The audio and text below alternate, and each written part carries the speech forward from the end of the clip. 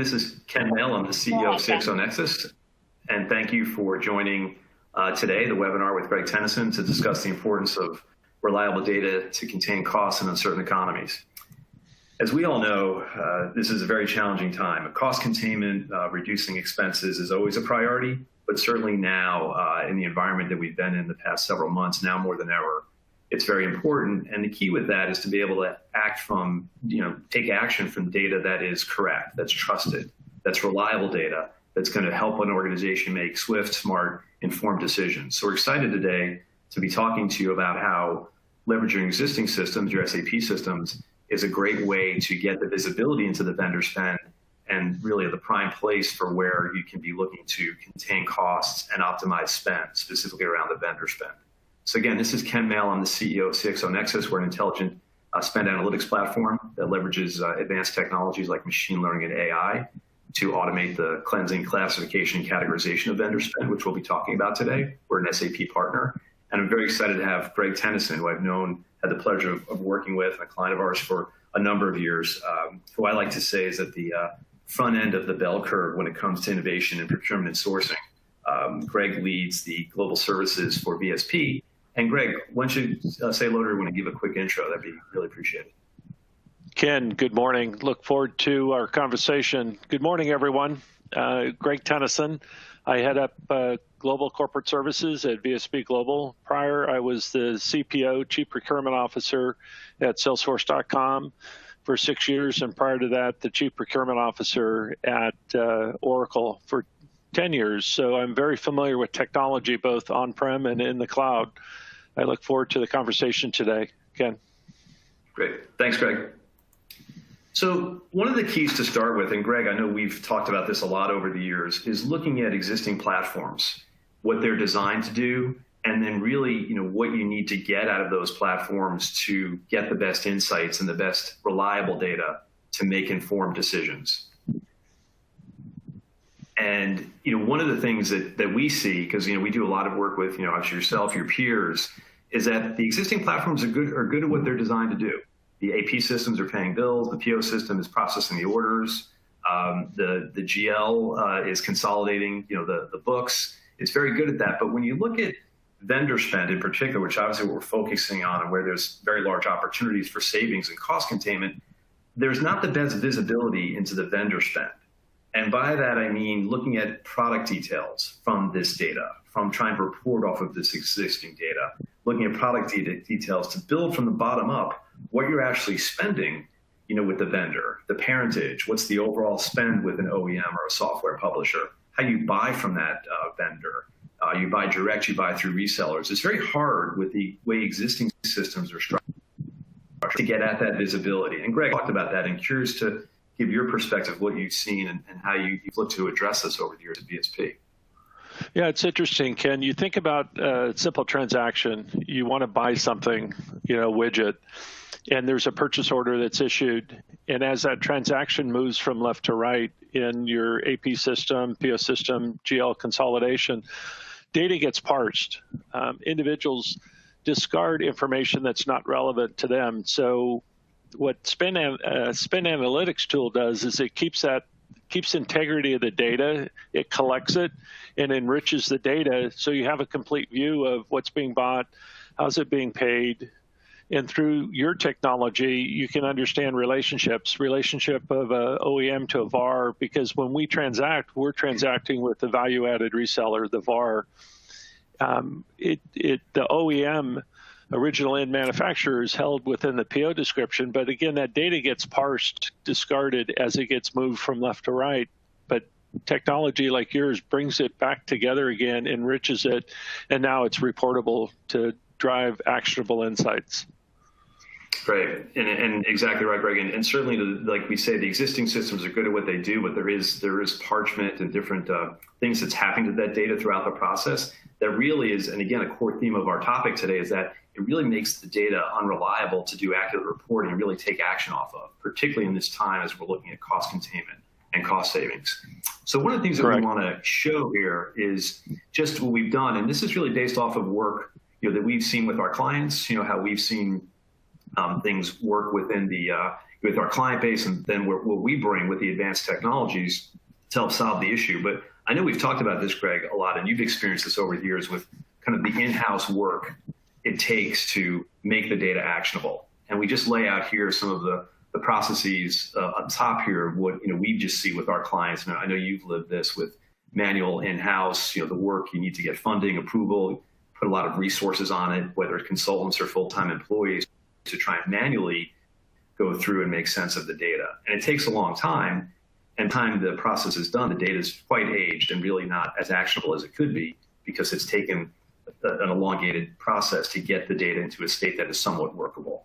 Just curious, like, how you've seen that over the years, because I know it's a pain you've lived with in the past. Yeah, it's interesting.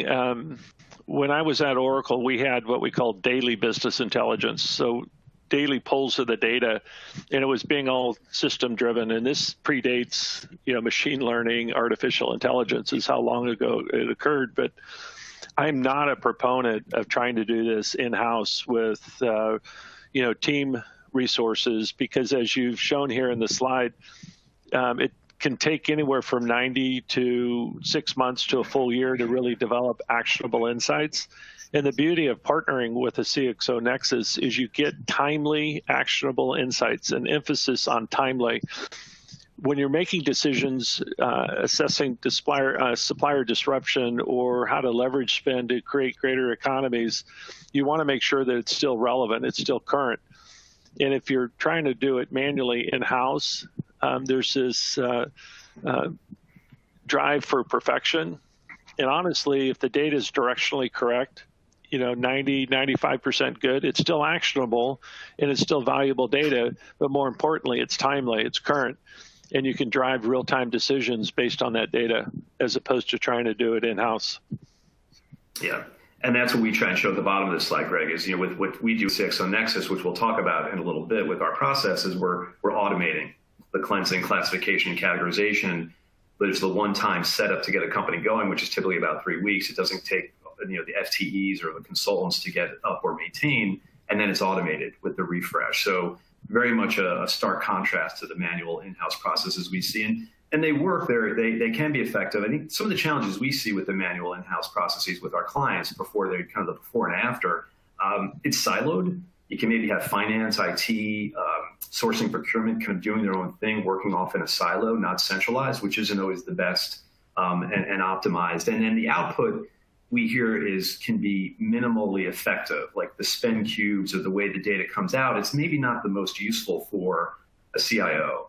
A CFO of IT, like yourself, Greg, someone who's run procurement, the output can be not that actionable or easy to digest and process. And that's really some of the big challenges that we see. So applying advanced technologies is really a game changer to let companies not have to do what you see up top with the manual in-house and move to an automated way that all gets done. And that's what's exciting and really what we're happy to be delivering to our clients. We always like to hear from clients too. Like we had a client recently that talked about we're delivering in weeks what took them over a year plus to do. So that's always a great validation when you hear that with what we're doing.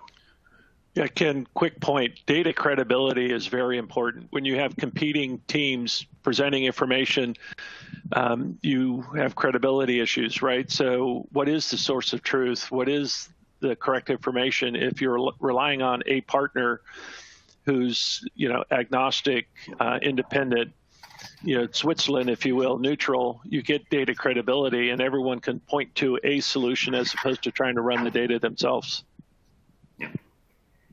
And then just briefly to give some context of what we were showing at the bottom of the previous slide with, how the automation, very quick time to value, 3 weeks up and running, is what we're sharing here is with the advanced technologies. So this is really what CXO Nexus does with what we call our intelligent fusion engine, where we're leveraging both machine learning, both supervised and unsupervised machine learning, as well as natural language processing, ingest the data through a pipeline architecture. We're agnostic. We can work with all the systems, a great relationship with SAP and Ariba and the different SAP feeds can come in. And then our engine is purpose built to automate the cleansing, the classification, the categorization. So it's a simple overlay. It's not a heavy lift of something that needs to be installed with and needs to be maintained by FTEs or consultants. This is something that is up and running quickly, as we showed you in the previous slide. So now what we want to do is give you a view of kind of what the output is of this. And Greg, I know you've got some great real world commentary on this, which I think really hits home with the kind of core of what we're trying to show today for the audience is, how you can get the savings and using the reliable data for, for the ability to do that. So what we're going to do is give a share of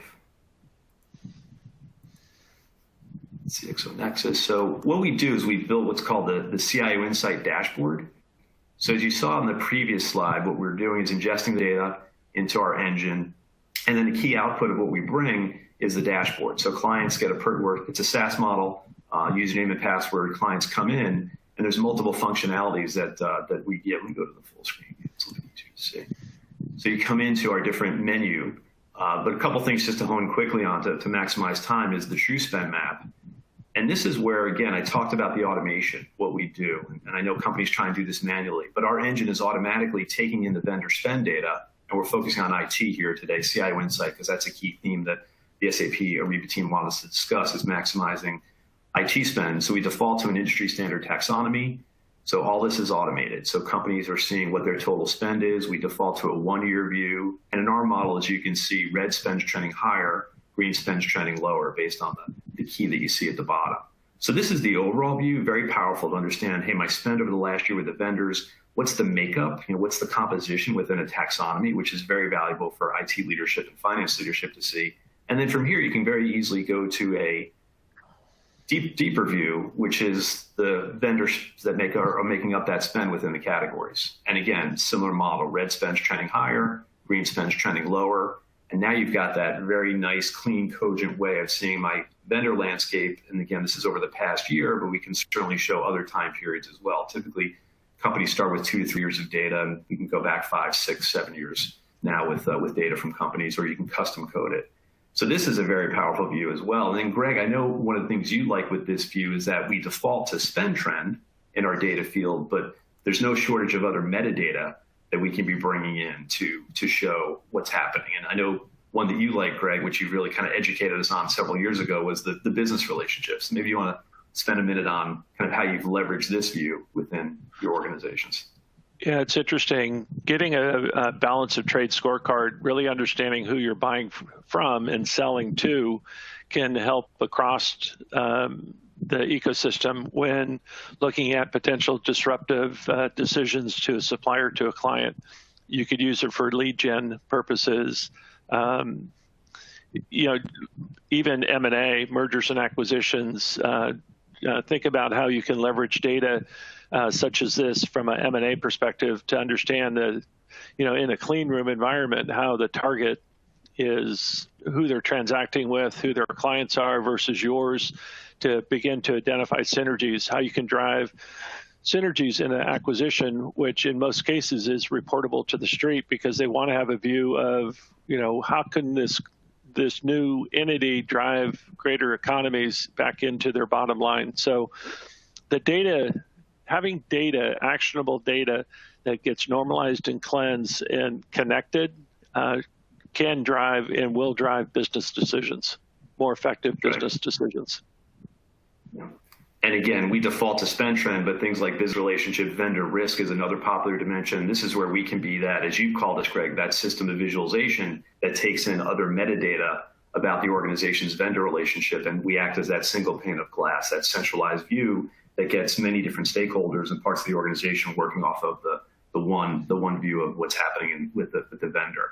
And then just another quick view to show, because I know, Greg, you've had a lot of good experience with this view, is this is where we then show the all-in spend with the vendor.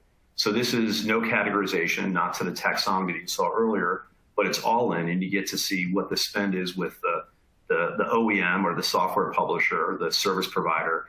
And then a key thing we're able to show here is the parentage, because this is something that we just see very challenged for companies to do. And this is really a key place where you see unreliable data. It's really hard for organizations to do parentage and be able to show out of the AP systems and their financial systems, what's my all-in spend with the Dell technologies? What's Dell EMC, right. What's VMware? So this kind of view is very powerful because now you have that leverage. You understand exactly where you're spending and where you're spending.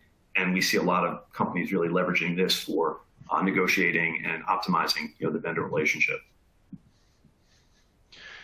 Yeah, that data is very valuable in sizing up opportunities, being able to drill into the OEM VAR relationship, the parent-child linkage, as you call it, Ken, but getting that holistic view of, at the top line, the spend with a company, you're more informed when making decisions, so it's key.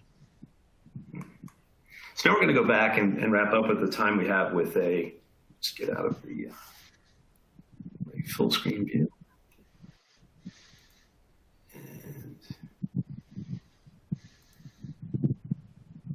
I stopped sharing.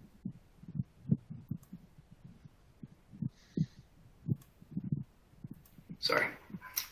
And so if we look at IT spend now, we want to spend our final few minutes discussing IT vendor spend, because that's obviously a key theme that we were here to discuss today.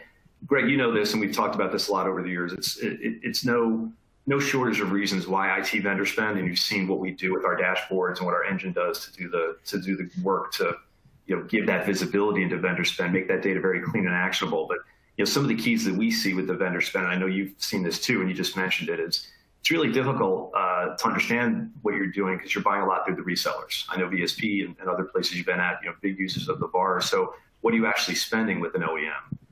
That visibility is difficult, and that's a great place for optimization, because once you can see what you're spending with the OEM, like we just showed you, and then what the makeup of that spend is with the resellers, then you have leverage. Now you're able to see kind of how you're buying and where you can optimize. As we've been discussing, complex product portfolios, there's just a very large volume of transactions.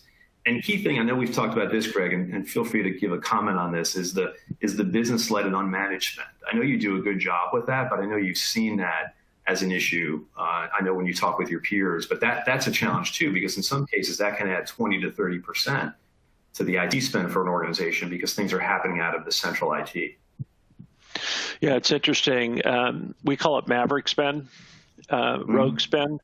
So spend outside of the intended contract or the intended channel, and being able to shine a light on that just gives you insights in how to then resolve it, right? So with spend analytics, spend analysis, you can actually drill in by business unit down to the user to identify your target to go have a conversation with.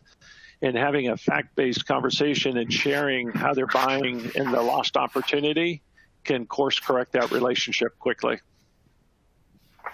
Great. So now we're just going to finish up with a couple of vignettes on what we've been talking about before we take questions. And I know, Greg, you brought it up, and we've been talking about it, and one of the challenges that makes data unreliable, particularly the IT vendor spend data, is the way it's purchased. So if we think of the reseller, buying through the reseller. So this was an organization we work with where we ran their data, and they were really looking to try and focus on a few of their OEMs. And Dell, Cisco, and HPE were three in particular.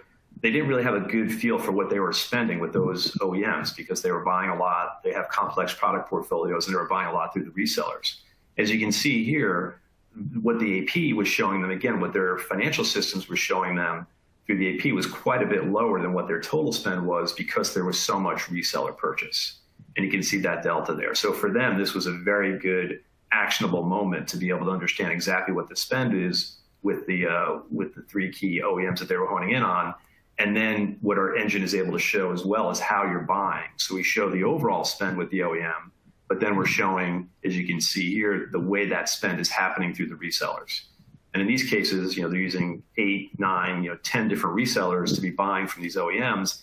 This is where you have leverage. So from a kind of a quick wins perspective, you're working off of reliable data. It's automated. You have this in a very timely fashion, and it's in your fingertips now, this type of visibility to really get into quick ways to be optimizing and maximizing the spend. Yeah, it's interesting, Ken. In the VAR value-added reseller place, there's a game to be played. A VAR will register a deal with the OEM, and you may have, as your data shows here, you may have multiple VARs competing to register that deal. They may not have your best interest in play. They may be more, margin commission driven themselves. So they're not registering the deal the correct way from a all-in perspective, controlling more and more of your spend. So, it benefits the procurement IT organization to do business with fewer VARs to leverage that spend to get better deal registration with the OEM, to get better discounts. So the more players you have in the game, the more diluted the spend or the more diluted the opportunity becomes. Yeah, exactly. And I think what companies like is we're empowering them. We give them the tools. This is the data that they have now at their fingertips, very easy to access, very intuitive, that now they're very empowered to go in and find these optimization plays and where they can be optimizing their spend. So it's very exciting to see how we get leveraged. And it's nice here to share with the audience data. This is actual data. This is you're seeing output both through the dashboard I showed and then through some of these examples here of the data that we provide. And then this is just another view that we think is interesting because it's not the full view of what we call our augmented data. This is the data that we deliver that's been run through our intelligent fusion engine that we talked about. And what is nice about it is it shows the full view of the spend. Like, so with the Dell Technologies, what we're able to do is pull the data from the different financial sources and give the whole view of the Dell spend and how it's happening. What's through a reseller, like a CDW or an SHI, what's through the subsidiaries. Because as we talked about, these vendors have complex product portfolios and they've got wholly owned subsidiaries that aren't intuitively in a manual process, aren't intuitively being rolled up into Dell Technologies. So we see that a lot with companies. They'll have like a Dell spend, but they'll have a VMware spend separate or a Boomi spend or a Pivotal spend separate. Well, no, that's all one. That's all Dell. And when you start to look at things holistically, that again is a great leverage point, both the entities of the company and the parentage, and then how you're buying through the resellers. And again, an example here with Cisco, as you can see with the different resellers that are being purchased. So again, wanted to show in terms of the dashboard and then the augmented data, just what through automation, through leveraging advanced technologies, companies now have at their fingertips in days versus those months and can be a year of manual processes to get to this view. So Greg, I know you have some comments you wanted to give as a kind of a wrap up as we're summarizing, as we're getting close to the Q&A. But we'd love to get your perspective on your take from your Hall of Fame view. Greg is a Hall of Fame member of the Sourcing Industry Group, and your perspective would be awesome. Thanks for that, Ken. It's interesting. What is your objective as a procurement sourcing function? At VSP, we're really driven to become a trusted advisor, not only to the finance team to give them actionable insights, but from my perspective, more importantly, to the business. We partner well within the VSP business units by having a seat at the table with them to give them their actionable insights. So we provide, insights for supplier rationalization. As Ken had showed on the previous slide, a multitude of VARs, again, it dilutes the opportunity. So certainly in the procurement, in the business space, you guys get it. Dealing with fewer suppliers, you have an opportunity to leverage your spend to achieve greater economies of scale. Also, by taking suppliers out of the equation, it reduces your transaction expense. By maintaining multiple suppliers, there's a cost. Also, from a sales perspective, we talked about balance of trade. It's a lead gen opportunity, really to work with sales to give them that balance of trade perspective. They can use it as a sell into strategy in identifying opportunities. Also, we use spend analytics for enhanced internal key performance reporting, having a perspective of, Ken mentioned it earlier, off contract, on contract spend. And it helps drive sourcing wave strategies on how to then go after that maverick spend, that leakage to drive greater economies of scale. So these are just some of the benefits to procurement. Wanted to share it. If you're in the procurement sourcing space, I'm sure you already get it.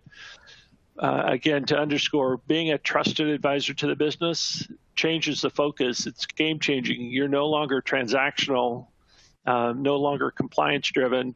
You're more about advising the business on driving the right business decisions, the right outcomes for the organization.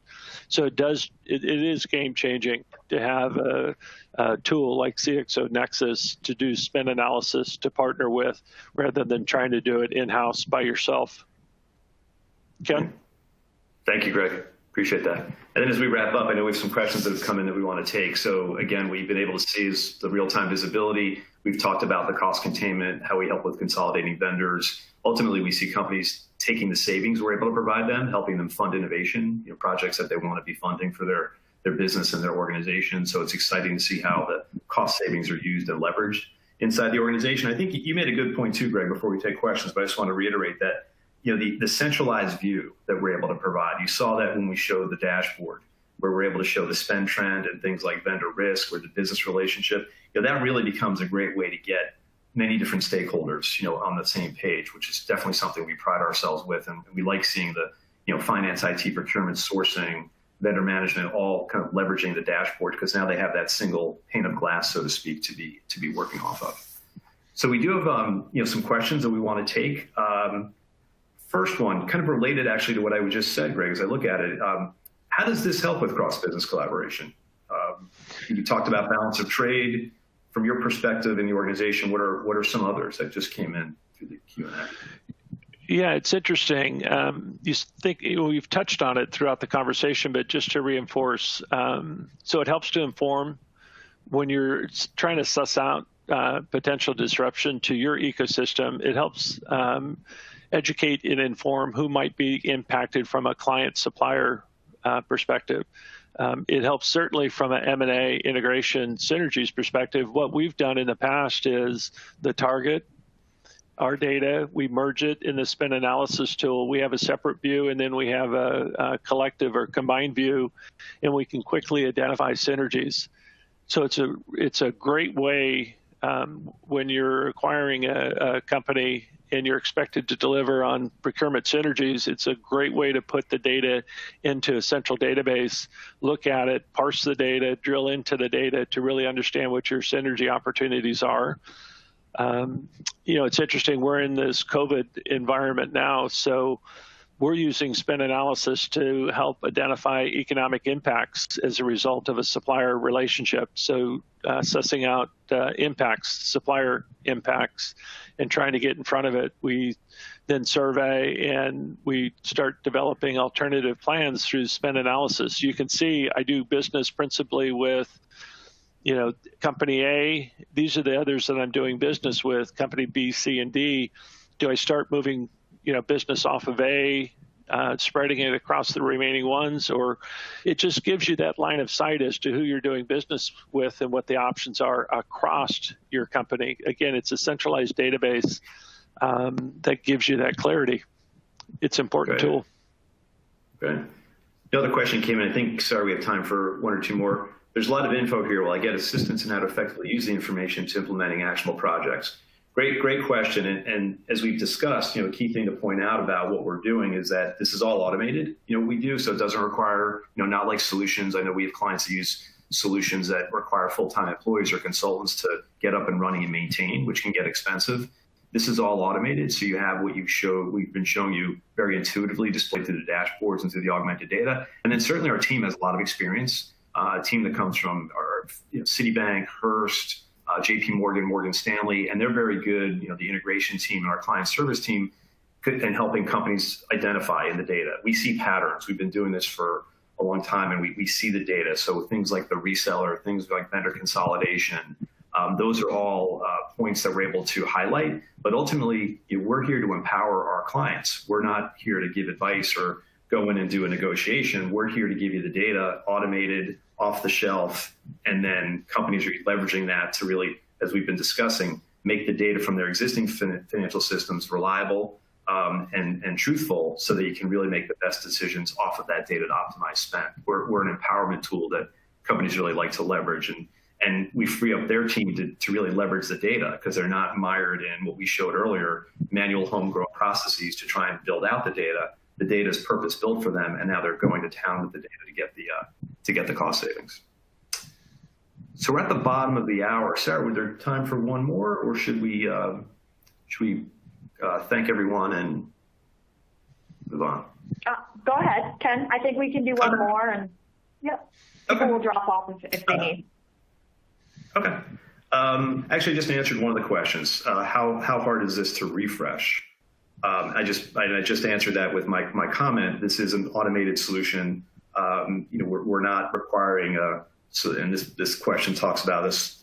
This companies use solution providers that require full-time employees or consultants. That's not what we are. So important to understand that this is an ongoing service. It's an annual subscription. We deliver through the SaaS model, as you saw, and we automate all of the refresh. Typically, companies are refreshing on a bi-weekly or a monthly basis. And we've gotten very good at automating how we get at that data. Like with Ariba, we can do APIs to that data to get into our system. So very seamless, very low touch, not resource intensive at all for the client to get us the data to then get the output that you saw.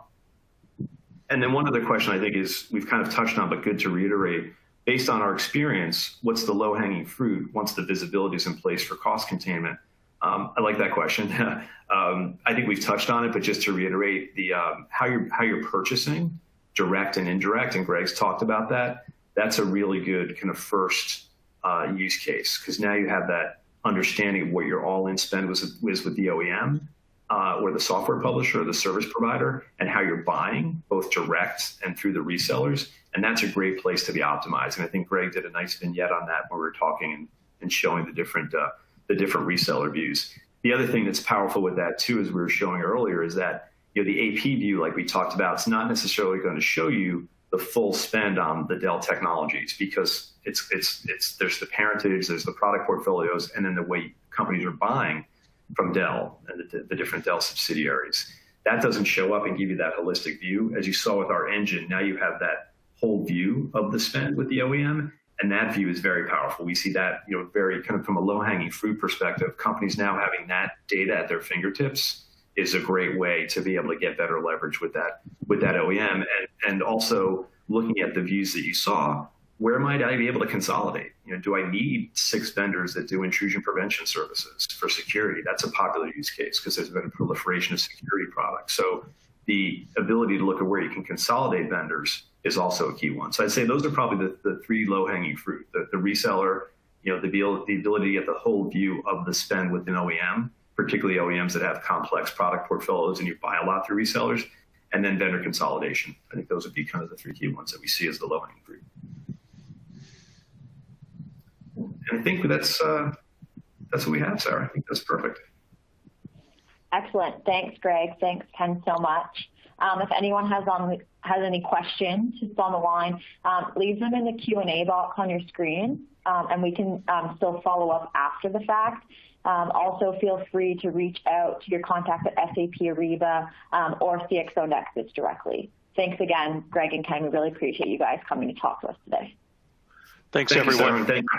Thank you, everyone. And thanks, Sarah and SAP Ariba, for hosting us today. We really appreciate it.